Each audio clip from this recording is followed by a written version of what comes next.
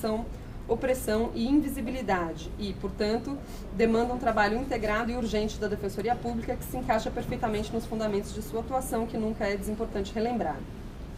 Prevê o artigo 3º da 988 que a Defensoria Pública do Estado, no desempenho de suas funções, terá como fundamento da atuação a prevenção dos conflitos, a construção de uma sociedade livre, justa e solidária, a erradicação da pobreza e da marginalidade e a redução das desigualdades sociais e regionais. Nesse sentido, no intuito de ventilar novamente as origens desse debate, que se reveste de extrema importância, tomamos a liberdade de citar a manifestação juntada aos autos, folha 18 e 19, no dia já mencionado do momento aberto. A construção da política de atendimento da Defensoria Pública Mães no Cárcere iniciou no ano de 2011 a partir de um diálogo da Pastoral Carcerária com apoio da Ouvidoria da Defensoria Pública, com os núcleos especializados da infância e juventude, de promoção e defesa dos direitos da mulher e da situação carcerária. O diálogo consistia em levar aos 3 núcleos a proposta de assumirem a condução conjunta dos trabalhos de construção de referida política, prezando pela articulação no interior da Defensoria entre a área civil e criminal. O ponto de partida dos trabalhos dessa comissão foi a absorção da experiência produzida pela Pastoral Carcerária a partir de um projeto desenvolvido pela coordenação jurídica dessa organização nos anos de 2010 e 2011.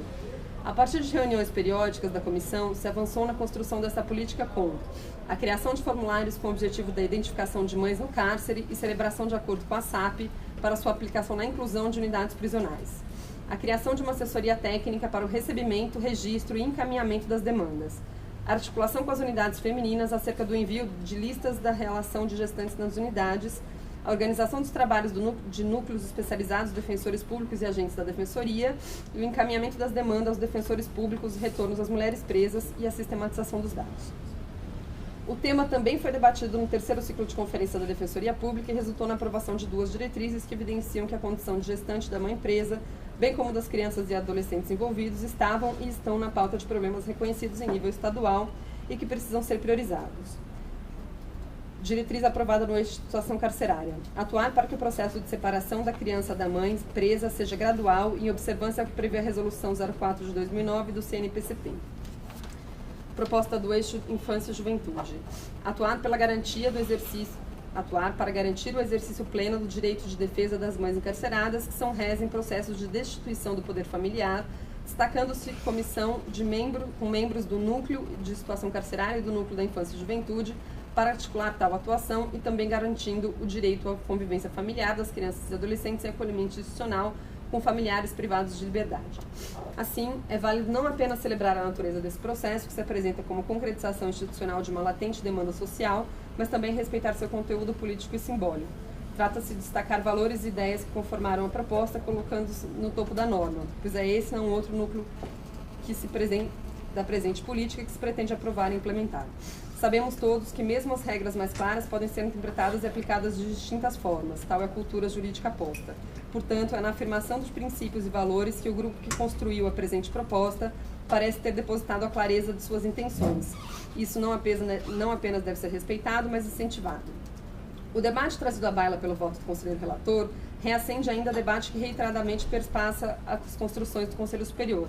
Questões afetas à formalidade ou técnica legislativa devem impactar o potencial do acolhimento de propostas pelo colegiado? Cremos que, ao contrário, esse Conselho deva consolidar a rotina democratizante de recepcionar propostas das mais variadas formas e procedências, sob pena de se perder valorosas e necessárias contribuições. A acessibilidade, simplicidade e desburocratização dos procedimentos da Defensoria, inclusive desse Conselho, é tema que deve estar na primeira ordem de preocupações das instituições, pois essas são condições para a democratização do nosso sistema de justiça. E aí eu trago uma citação que o sistema judiciário não está habituado a falar com outras instituições. Essa é uma outra faceta do seu isolamento. A nossa meta deve ser a criação de uma cultura jurídica que leve os cidadãos a se sentirem mais próximos da justiça. Não haverá justiça mais próxima do cidadão se os cidadãos não se sentirem mais próximos da justiça. Deve ser celebrado, portanto, o fato da primeira Subdefensoria Pública Geral ter apresentado uma proposta que, com falhas e acertos, espelhou a construção coletiva, o diálogo da sociedade civil com diversos órgãos da Defensoria Pública e a experiência prática que já vem se consolidando. Cabe, pois, ao Conselho Superior, com o cuidado e esforço que é peculiar a todos os conselheiros, dar sua contribuição no aperfeiçoamento da proposta e na elaboração da norma que melhor traduz a política pretendida. Passemos então ao texto da proposta de deliberação, ressaltando que o posicionamento abaixo também foi construído coletivamente com a sociedade civil, defensoras, servidores e núcleos especializados envolvidos em sua elaboração original. O primeiro ponto diz respeito a um dos considerandos que na proposta original trazia uma contextualização política sobre a divisão posta na sociedade com relação às funções assumidas por homens e mulheres. No texto original, que a ouvidoria defende que se permaneça, temos a seguinte redação: considerando a dinâmica social patriarcal que opera uma divisão sexual do trabalho, traduzida no aprisionamento de mulheres e homens em papéis sociais pré-definidos, destinados assim a mulheres de forma quase exclusiva, a função social do cuidado com os filhos e filhas no interior das famílias. O voto do relator trazia: considerando que por motivos culturais cabe, em regra, a mulher suportar a maternagem como função. A nossa justificativa para a manutenção do texto original vem nos seguintes termos: o considerando original buscava, antes de mais nada, deixar claro que a instituição da política de atendimento não pretende reproduzir a divisão sexual do trabalho culturalmente imposta. Pelo contrário, a atenção à maternidade no cárcere pretende fazer frente a uma iniquidade provocada pela própria estrutura patriarcal da sociedade. Logo, a redação original em questão, que delimita os marcos do debate travado durante longo processo de construção coletiva que deu origem à presente proposta, deve ser mantida, tendo-se em vista que melhor demonstra o objetivo da norma e traduz o contexto social que ela se insere. Se me permite uma Claro. interrupção, não sei se a gente pode eventualmente ter uma pactuada, Claro. de fazer a discussão Ponto a ponto. ponto a ponto, Claro. Eu preferia fazer no final, eu queria conhecer tudo. integral e Tá bom. tudo bem. A outra sugestão de mudança, ainda nos considerandos, diz respeito à lógica da redação do texto, que vem tanto na primeira quanto na proposta original, quanto no voto do relator. A nosso ver, tem uma melhora possível. Depois eu leio o texto do considerando, mas lendo primeiro a justificativa. O considerando, da forma como redigido, tanto na redação original quanto no voto do relator, inverte a relação de casualidade, ao apontar que mulheres seriam mais vulneráveis que os homens, quando, na verdade, essa vulnerabilidade é socialmente construída e cruelmente reproduzida pelo próprio sistema carcerário, pensado a partir dos valores culturalmente masculinos. O texto original trazia: considerando o aumento do número de mulheres reclusas e o respectivo perfil, mãe, solteira, pobre, jovem, responsável principal ou exclusiva pelo sustento e cuidado com os filhos e filhas, bem como a maior vulnerabilidade das mulheres presas, em virtude de suas necessidades especiais. É neste trecho final que vem a nossa dissidência, a exclusão do bem como a maior vulnerabilidade das mulheres presas em virtude de suas necessidades especiais, como se a caracterização de necessidades especiais coubesse a mulher como uma fragilidade que lhe fosse estruturante. Assim, o que ocorre não é o fato de que mulheres, por serem mulheres, possuem maiores necessidades que os homens, o que as faria intrinsecamente mais vulneráveis. Ao contrário, o que se verifica é que o sistema carcerário, pensado por homens e para homens, é estruturalmente ineficaz no atendimento das especificidades de gênero. Aqui entrando diretamente nos artigos 2º, 3º, 4º e 5º e 6º. A principal divergência aqui, ela se coloca no seguinte ponto. A proposta original traz: os preceitos estabelecidos nessa deliberação e as atividades dela decorrentes serão acompanhadas pela primeira Subdefensoria Pública, núcleos especializados da infância e juventude, de situação carcerária, de promoção e defesa dos direitos da mulher, e apoiado pelos agentes e assistentes técnicos de defensoria classificados nos núcleos, no centro de atendimento multidisciplinares e na assessoria técnica psicossocial, considerando os órgãos envolvidos, ficam estabelecidas as seguintes atribuições. A assessoria que compõe a política de atendimento de que trata a presente deliberação será realizada por um grupo permanente denominado Convive. Bom, vou ler a justificativa. O artigo 2º, parágrafo 1º do voto do relator, coloca os núcleos envolvidos e a primeira subdefensoria como membros do Convive. Ocorre que o Convive, conforme se depreende da proposta original, é órgão administrativo e não órgão de execução, diferentemente dos núcleos. Haveria, ademais, contradição entre o artigo 2º, parágrafo 1º, que eu trago como nota de rodapé, parágrafo 1º do voto do relator, e o artigo 8º, parágrafo 1º da proposta original, mantida pelo relator, já que, em um, o convívio é composto por diversos órgãos da instituição, e no outro, a composição se refere aos próprios servidores e estagiários do convívio. Com efeito, conforme a atual projeto de atendimento às mães em cárcere, já vem demonstrando e consolidando, o convívio deve ser compreendido como uma assessoria de gestão informacional que não engloba os núcleos da primeira subdefensoria e não realiza atividade fim, parecendo ser essa, ao fim e ao cabo, a conclusão que se depreende do fluxo de trabalho estampado na proposta. Assim, propõe-se a manutenção do texto original do artigo 2º, parágrafo 1º da proposta, excluindo o trecho final por questão de estilo, conforme indicado pelo relator, bem como sugere-se a supressão da expressão integrando o convívio do caput dos artigos 3º, 4º e 5º. A divergência aqui diz respeito, então, à utilização, como está grifado em vermelho, do termo coordenados, defendido pelo relator, e tanto a proposta original quanto a proposta da ouvidoria utiliza-se de acompanhados. Eu acompanho o relator com a questão de estilo na supressão do texto, considerando os órgãos envolvidos, ficam estabelecidas as seguintes atribuições, e retomo o parágrafo 1º da proposta original, que traz que a assessoria que compõe a política de atendimento de que trata a presente deliberação seja realizada por um grupo permanente denominado convívio, enquanto a proposta do relator trazia assessoria especializada realizada pelos órgãos indicados no caput, que compõe o atendimento, será permanente e denominado convívio. Entrando no tópico 3º, do artigo 8º do voto do conselheiro relator. Vou para a justificativa, que acho que depois fica fazendo mais sentido. Justificativa. Como se vê, o voto do relator atribui ao convívio a responsabilidade pela coleta dos documentos necessários à formulação de pleitos judiciais e administrativos pelo órgão de execução, se distanciando nesse sentido da proposta original. Nos parece que tal alteração comprometeria a eficácia da política de atendimento, bem como se encontraria em conflito com outras normas da instituição. Vejamos.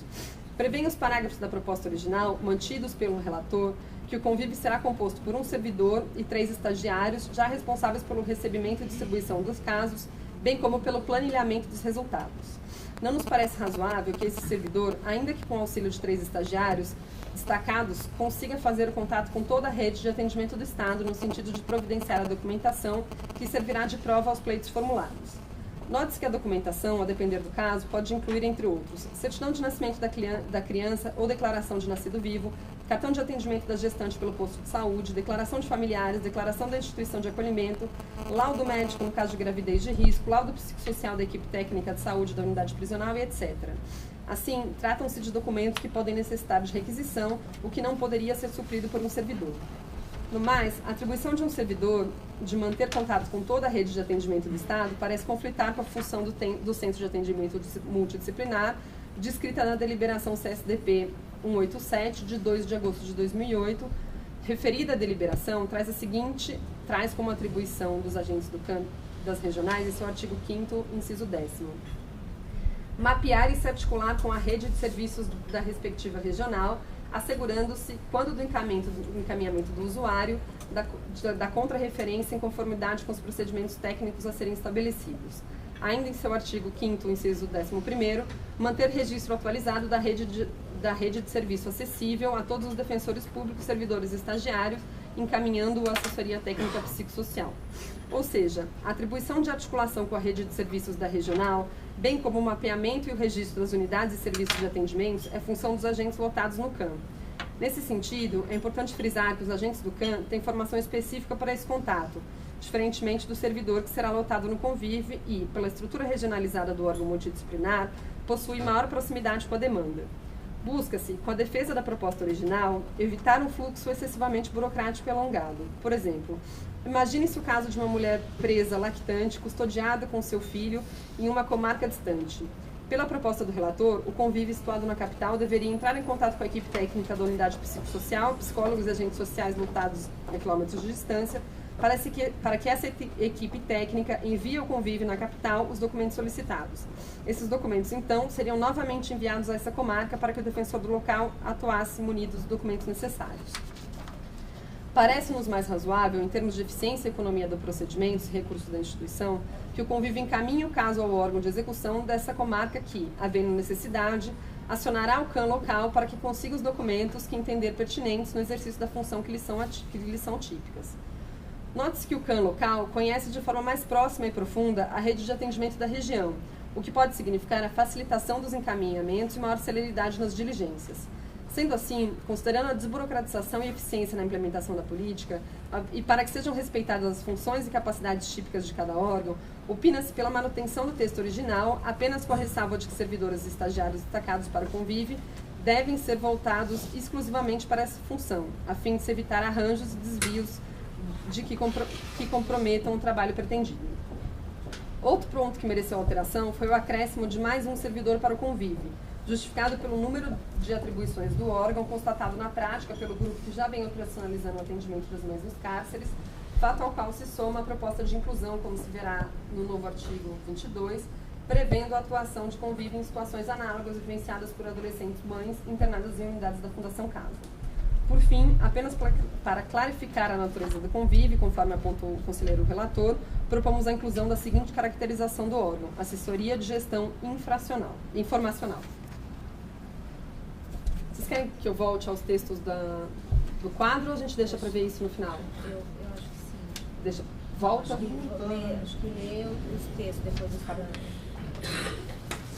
Então vamos lá. Voltando para a página 9. A proposta original, o caput vinha: caberá ao convívio receber os casos, registrar e encaminhar aos órgãos responsáveis. O voto relator propõe: caberá ao convívio receber os casos, registrar e encaminhar aos órgãos responsáveis, além de proceder à coleta de informações e documentos necessários aos atendimentos que encaminhar. A proposta da ouvidoria: ao convívio, assessoria de gestão informacional, caberá receber os casos, registrá-los e encaminhá-los aos órgãos responsáveis. A gente se alinha à proposta original, fazendo, contudo, a qualificação do convívio a partir de uma preocupação externada no voto relator, qualificando como assessoria de gestão informacional. Os parágrafos são mantidos nas três propostas, com igual conteúdo, com a diferença de que a ouvidoria prevê que sejam 2 servidores ao invés de 1, dada a inclusão de atividade análoga para mães internadas na Fundação Casa.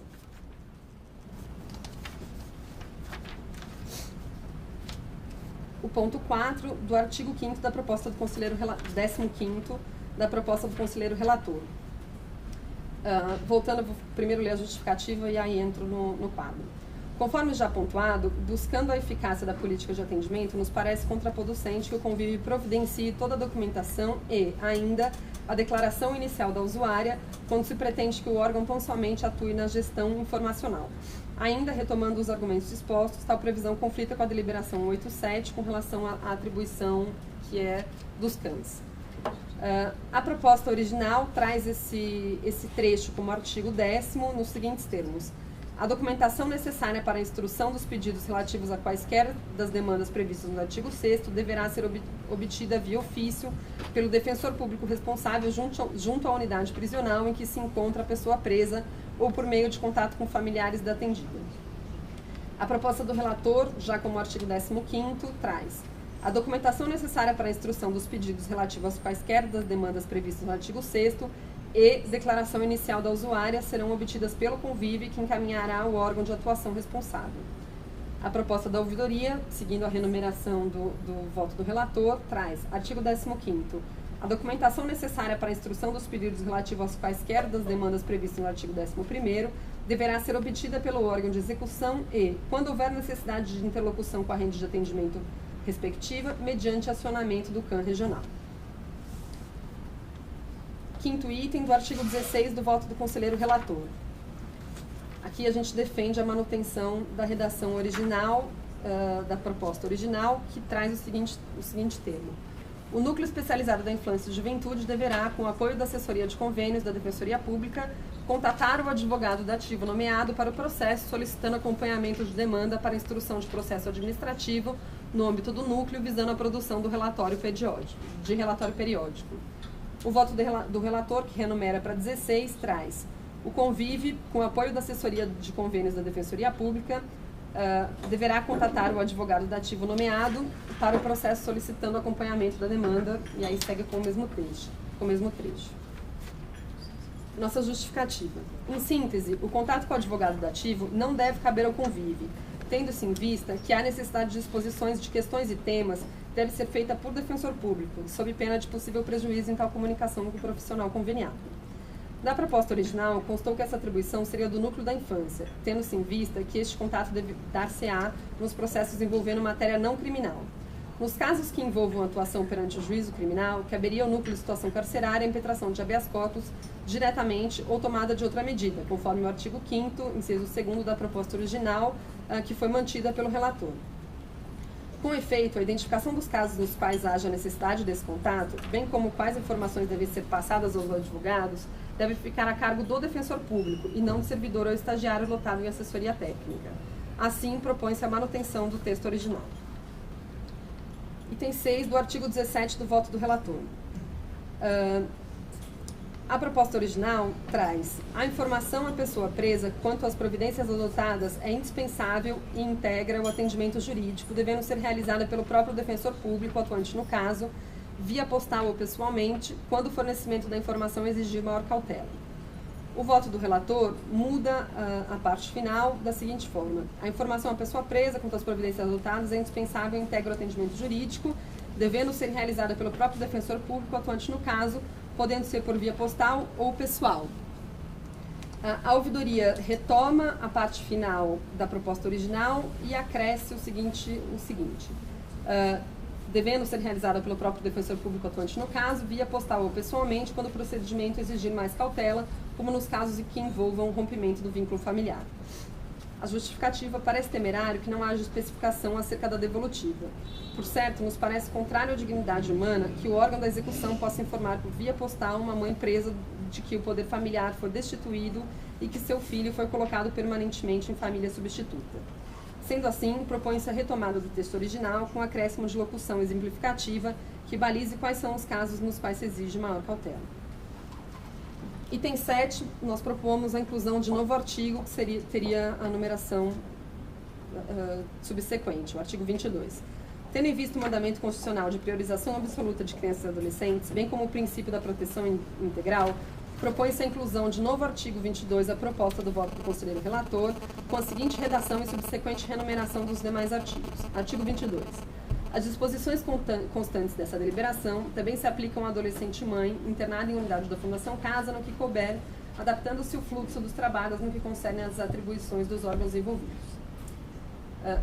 Item 8º, do artigo 22 do voto do conselheiro relator. A proposta original trazia como artigo 17. As disposições dessa deliberação também se aplicam às hipóteses de filho com 18 anos ou mais que, por deficiência física ou mental ou qualquer circunstância de maior vulnerabilidade, demandem o atendimento de que trata a presente normativa. O voto do relator, que traz como artigo 22, tem a seguinte redação. As disposições dessa deliberação também se aplicam às hipóteses de filhos maiores com deficiência física ou mental que demandem o atendimento nos termos dessa deliberação.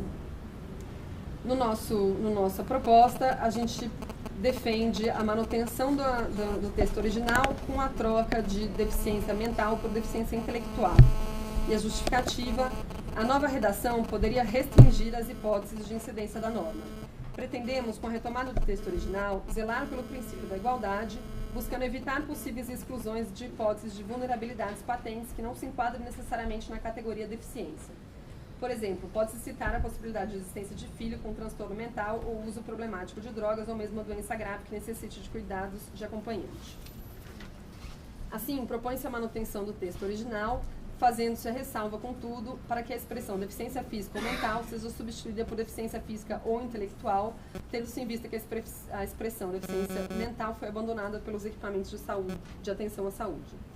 Por fim, na esperança de ter contribuído com as construções dessa política, caracterizada por um amplo debate coletivo, legitimidade social e total pertinência com as atribuições da Defensoria Pública e absoluta necessidade de implementação, são essas considerações construídas com autores singularmente capacitados e empenhados na defesa dos direitos das mulheres presas, das crianças e adolescentes. No mais, acompanhamos o voto do relator. E aí a gente traz a proposta consolidada de deliberação. Bom, tem parecer trazido aqui pela guia. Nós temos 8 pontos de discussão. Não sei se a gente faz essa discussão ponto por ponto, se os conselheiros querem fazer alguma observação também de fundo geral, se eventualmente o relator tem pontos a encampar, não sei. Está aberto a discussão. Qual a palavra? Uma palavra,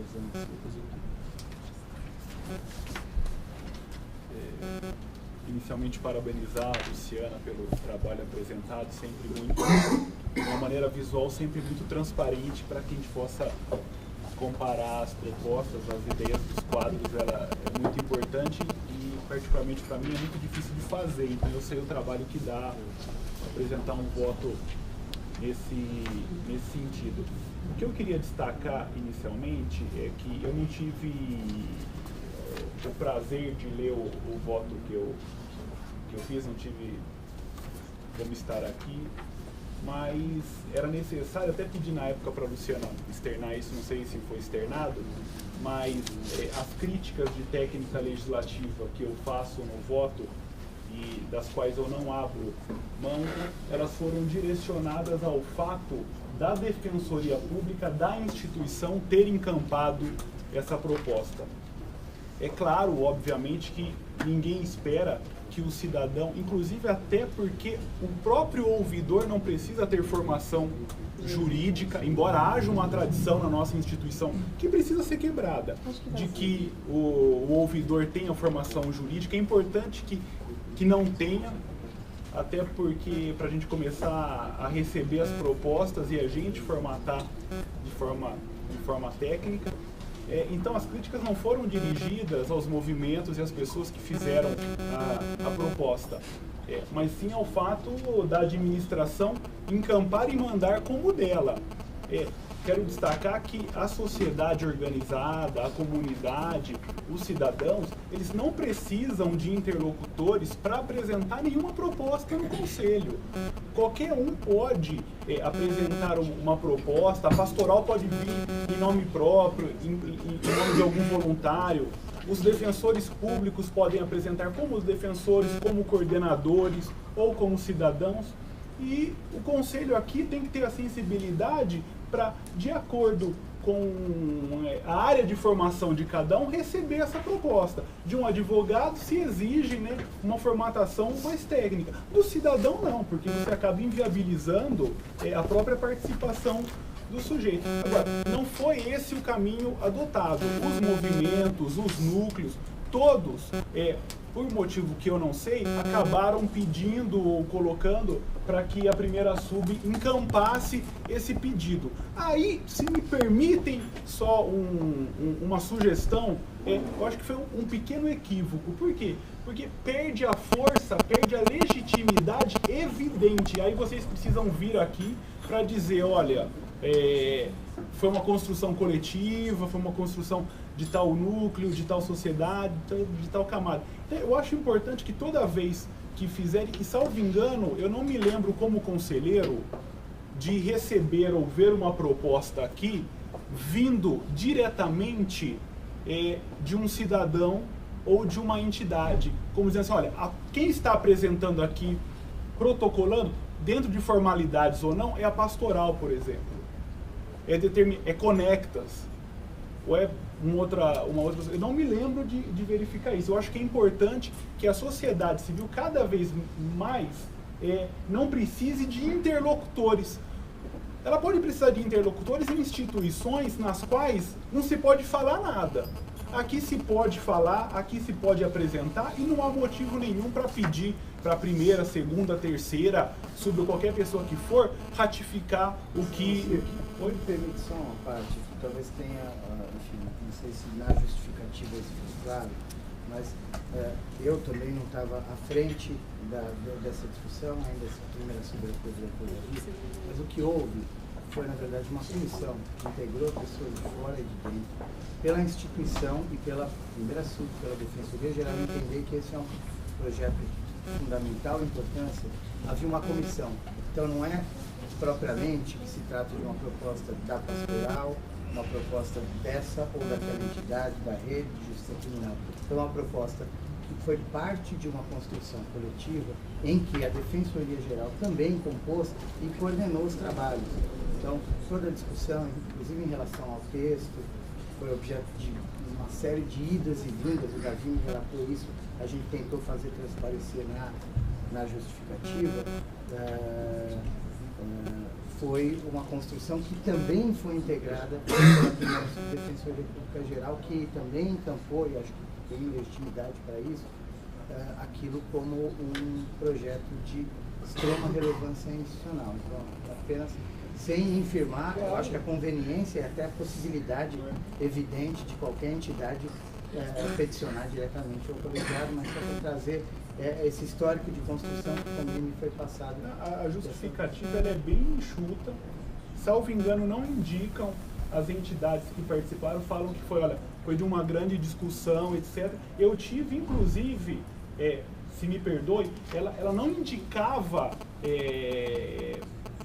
a província, né, a origem dessa discussão, que eu achei até salutar pedir a consulta pública para verificar se os núcleos concordavam, por exemplo. E aí depois da consulta, eu fui informado como relator que os núcleos participaram. Só que isso nunca foi colocado nos autos. Então, eu acho que tem que ter, quando o processo é coletivo, me permitam mais uma vez dar uma sugestão.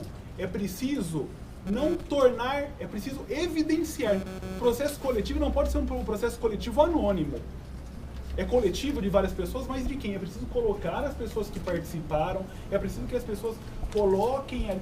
Se a Fernanda não viesse, se a Thalita não viesse conversar comigo na época da distribuição, eu não ia saber que tinha passado por vocês, que vocês tinham apoiado. Então, é isso que eu tenho... E aí eu assumo todas, minha mesma responsabilidade. A dificuldade tenha sido em razão do Davi ter participado e capitaneado essa discussão, e eu, logo ao assumir a primeira assunto, ter recebido dele a informação de que aquilo era uma proposta madura, fruto de uma série de discussões, e que a proposta poderia ser encaminhada para o colegiado. Então, eu assumo a responsabilidade, inclusive, por eventual técnica legislativa falha, aqui, como pessoal. A atuação dos que participaram, a página 18 e 19, ela traz o histórico da construção, inclusive elencando os atores para que isso ficasse, como eu gosto de dizer, um registro histórico dessa construção. Então, aqui traz, inclusive a ouvidoria que participou no início, apenas é citada, que tem todo o registro disso, histórico da construção política de Jandira. Você não estava construindo desde o início. Então são essas as ponderações de cunho geral. Não sei se a gente vai passar para a discussão agora dos tópicos, né? A gente tem escrito a Franciane e o Rafael Bernassi, a gente ouve as considerações gerais dos conselheiros e a gente define como que a gente vai a discussão.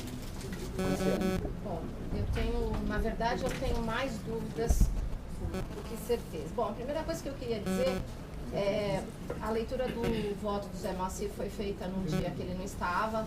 Eu lembro que eu disse que esperaria o conselheiro voltar. Eu acho que seria mais profícuo a gente ter esperado o retorno dele para fazer esse debate com calma. Essa é uma matéria que a mim é muito especial, enfim, tudo aquilo que diz respeito a esses atendimentos.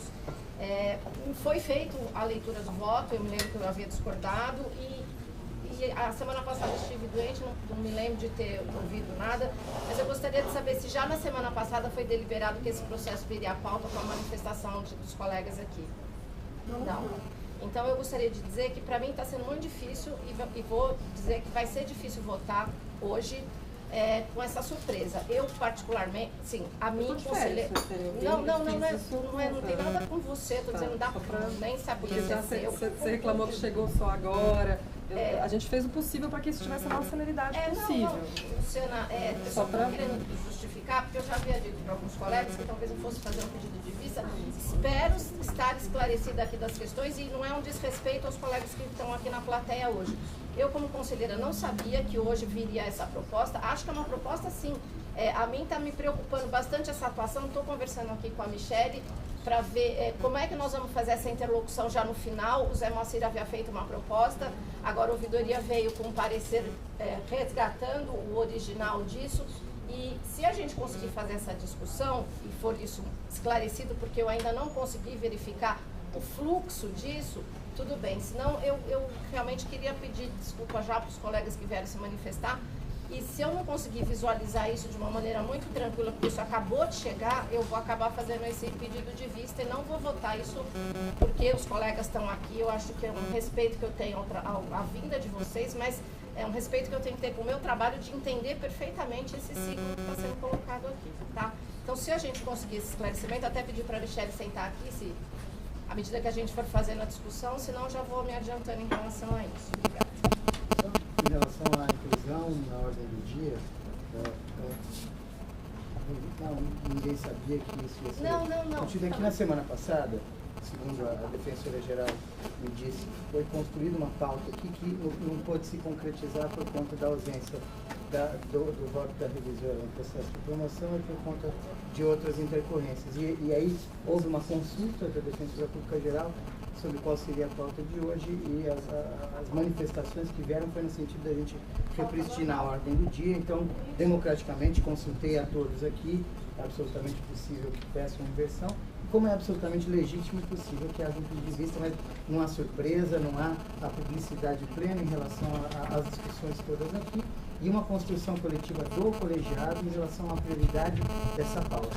A presidência pode ou não sugerir ao Conselho antecipar ou não uma determinada apreciação, mas isso é a síntese de uma construção coletiva, não é de responsabilidade, nem o ônus nem o bônus de ser apreciada com maior ou menor celeridade, antes ou depois da presidência, apenas para registro. Não, e eu não nada a presidência, eu estou na verdade me justificando para os colegas que estão aqui esperando. Não, e é absolutamente legítimo que qualquer conselheiro aqui, ainda há a possibilidade de colocar uma vista, que se senta, na verdade, com necessidade de aprofundar o entendimento, obter esclarecimentos de colegas. Isso é um direito inalienável da função do conselheiro.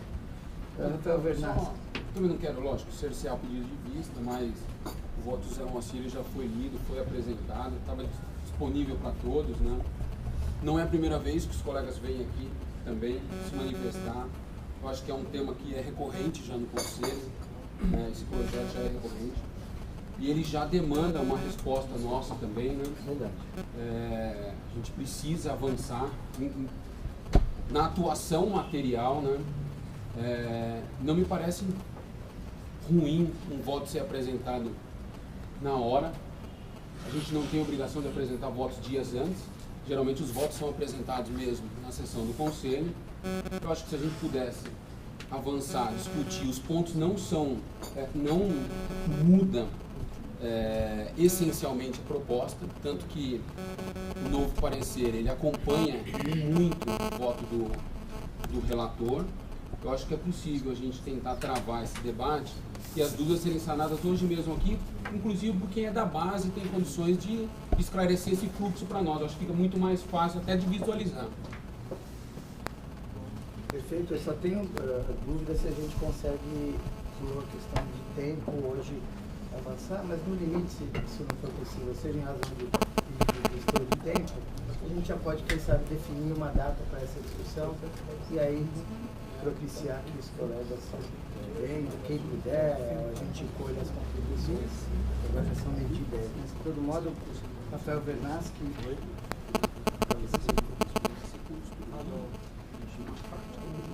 bom, colegas, a gente tem 20 minutos, vamos começar a discussão ponto a ponto. Alguma outra proposta de encaminhamento? Porque como são questões pontuais, eu vejo alguma dificuldade de a gente enfrentar a discussão que não seja ponto por ponto.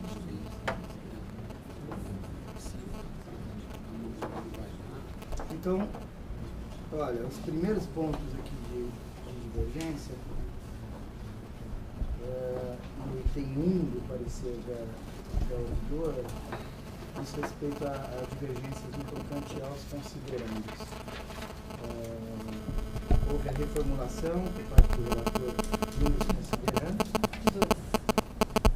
O inicial trazia ali a dinâmica social patriarcal e a proposta do relator na questão de motivos culturais.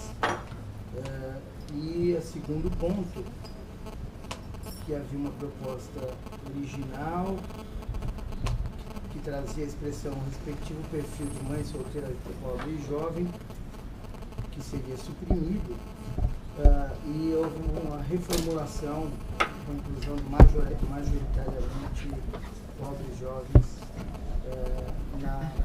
no parecer. Esses termos já estavam, a gente só mudou a ordem Não, é que houve o pedido, na verdade, a supressão do voto do relator, sim, e aí vocês reformulam e retomam. resgatam, aprimoram a redação original. Alguma consideração? Podemos voltar? Bom, então a base do nosso voto é o voto do relator, né?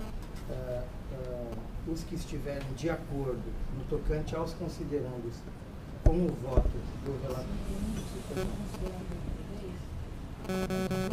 Tá bom, então vamos lá. Primeiro, considerando aqui, que é a equilíbrio da dinâmica social patriarcal versus motivos culturais que fazem André suportar a maternagem. Os que como função, perdão. Importante isso. Leitura Essa é a dinâmica. divergência. Não, é que está aberta a discussão, ninguém aqui se manifestou. Eu acho que a questão aqui ensejaria uma discussão para um seminário. Só esse ponto, mas é que eu estou tentando imprimir objetividade e celeridade para a nossa discussão. Então, os que estiverem de acordo com o primeiro considerando aqui alterado pelo relator, permaneçam como estão. O voto, eu acabei de esclarecer, conselheiro, às vezes parece que, sinceramente, eu acabei de falar. Então, perfeito, mas é que eu acabei de falar, o voto base, regimentalmente, é o voto do relator, a gente tem um outro parecer. Então, os que não estiverem de acordo com o relator, vão ter que se manifestar. Os que ficarem quietinhos, eu vou entender que estão concordando com o José Moacir. Está claro? O processo de votação? É melhor colocar assim. Sim, quem concorda com a proposta da ouvidoria, se manifeste, é melhor. Vocês preferem? Porque Eu me tô parece entendendo que mais você tá adequado regimentalmente. Essa é uma questão de encaminhamento, consultos. Tradicionalmente, o voto do relator é a baliza para a colheita da manifestação dos conselheiros. Querem fazer a base? Vamos fazer os... Acho que tanto faz ou a gente aprovar se manifestar no voto do relator ou se manifestar no voto da ouvidora. O importante é a gente... Eu acho que pode manter a sua proposta regimentalmente. Vamos lá, a gente se manifesta. É que regimentalmente é mais adequado. A gente tem um parecer, não tem propriamente o voto. Não é à toa, não é porque eu fiz um unité aqui. É porque regimentalmente tem uma razão de ser esse encaminhamento sugerido pela presidência. Então, estão todos esclarecidos que o voto base é o voto do relator. Então, os que estiverem de acordo ficarão, quando consultados, quietos. Os que não estiverem de acordo vão se manifestar corporalmente aqui, tá bom? Os que estiverem de acordo com o relator no tocante ao primeiro considerando, por favor, permaneçam como estão. Os que estiverem em desacordo, se manifestem. Então, por maioria, fica mantida a proposta original no tocante ao primeiro considerando, vencidos os conselheiros José Moacir e Franciane.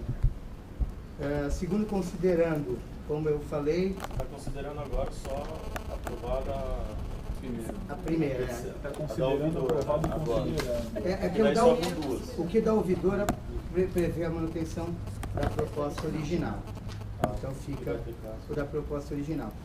Na nossa segunda situação aqui, a gente tem, na verdade, uma reformulação que muda a redação original. Então eu vou entender que, se for rejeitada a proposta do relator, a gente encampa a proposta da ouvidora. Ok? Porque essa foi objeto de uma reformulação pelos próprios partícipes que fizeram a proposta. Tá bom? Tá claro? Então, se acolhida a mudança do relator, fica o voto do relator, obviamente. Se rejeitada, fica acolhida a reformulação, que até traz um grão de sal aqui, majoritariamente. Perfeito? Então, os que estiverem de acordo com o voto do relator, permaneçam como estão. Mais uma vez, por maioria, vencidos o relator e a conselheira Franciane. Então, fica acolhida a nova redação do voto vista. A gente vai ter que... Ela não comunicou a presidência.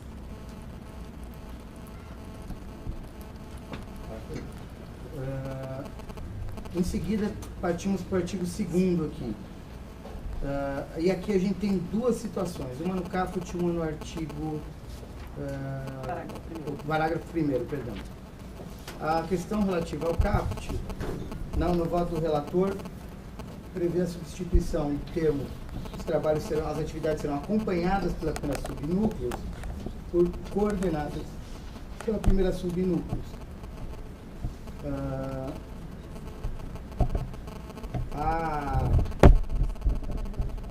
O voto visto, ele só traz, na verdade, a incorporação da supressão de do considerando. A gente tem 3 opções aqui, né? A proposta original, o relator que suprime o final, esse considerando, que acho que é uma questão de técnica legislativa, esse considerando, foi encampado pela ouvidoria, eu vou entender como encampado, ok? Podemos seguir assim. Então, a questão de fundo aqui, em primeiro lugar, é: os trabalhos são acompanhados ou coordenados pela primeira subdefensoria e núcleos? Em discussão? Eu gostaria de esclarecimento. Na verdade, a Luciana acho que colocou bem claramente isso, só para confirmar, Luciana. Quando a gente fala aqui da coordenação, aí você justifica lá embaixo que você sugere, você que eu estou falando capitaneado todo esse movimento, sugere ao acompanhamento, eu até grifei aqui, já que o Convive seria um órgão compreendido como assessoria de gestão informacional que não engloba os núcleos, é a primeira, e não realiza a atividade fim. É por isso que você tirou essa coordenação. Isso vai implicar agora naquilo que eu estou falando lá embaixo, que é o fluxo de trabalho para os defensores lá embaixo. Então, se a gente votar que só acompanha e não coordena, de certa forma a gente já vai estar entrando nessa discussão do fluxo lá embaixo dos defensores. Você concorda com esse meu raciocínio ou não? Não, na verdade o que a gente está, a origem desse raciocínio, eu peço que quem participou também dessa elaboração complemente ou me corrija, é porque ele não é integrado por dessa forma. Ele não, como é que você vai ter a coordenação daquele que não faz parte? Ele é uma assessoria informacional.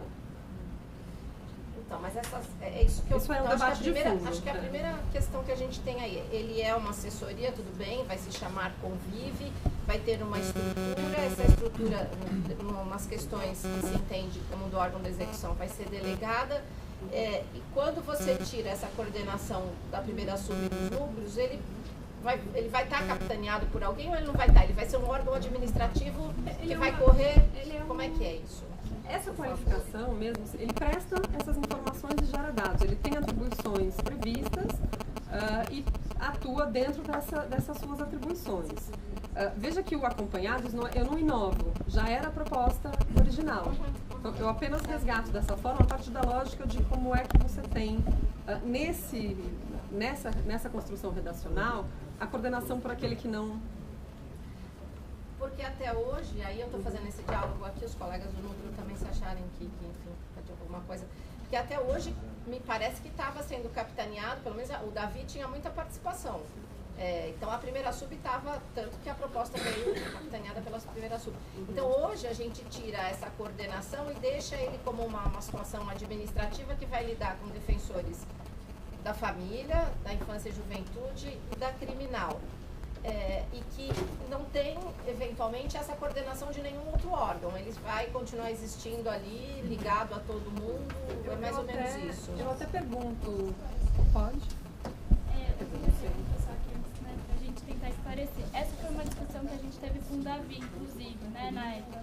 Por que acompanhados e não coordenados? A ideia é que o que foi estabelecido nessa deliberação se torne rotina, né, para os defensores. A ideia de coordenação centraliza as rotinas, essa ideia de coordenação centraliza as rotinas estabelecidas e não as difunde a toda a dinâmica da defensoria, como a gente quer que aconteça, né? Então, a ideia de coordenação ela ainda guarda essa compatibilidade com a ideia de projeto e não de política institucional.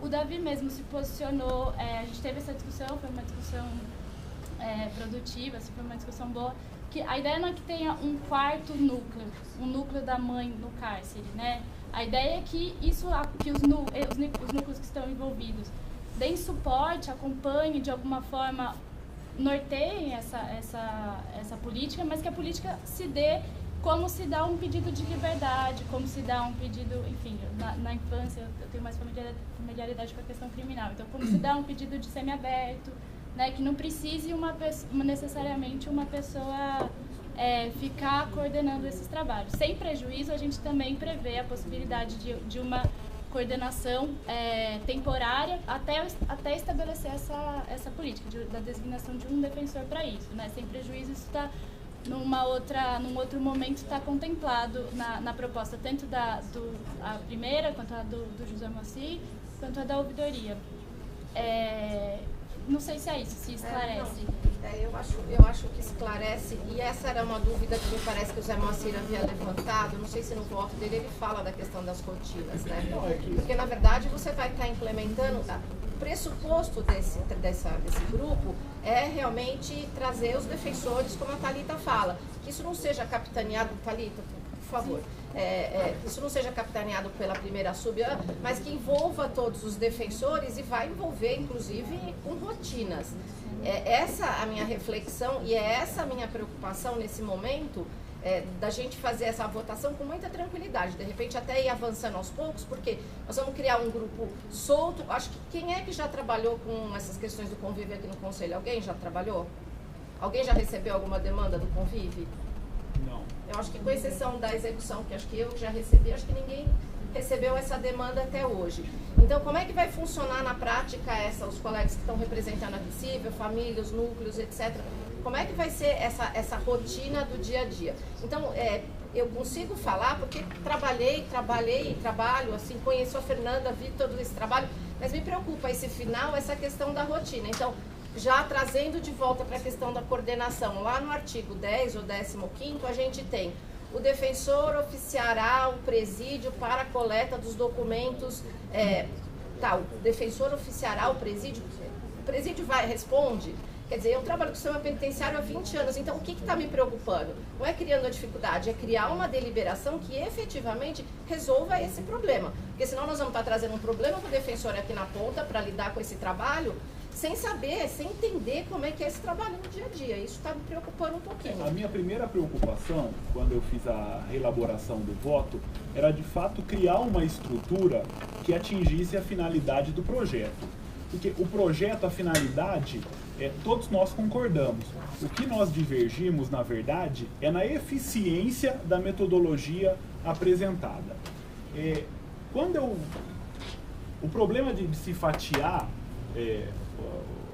os artigos é que não há outra maneira de se votar. É que você acaba perdendo a noção do todo e um artigo lá em cima justifica um outro lá embaixo, toda a estrutura.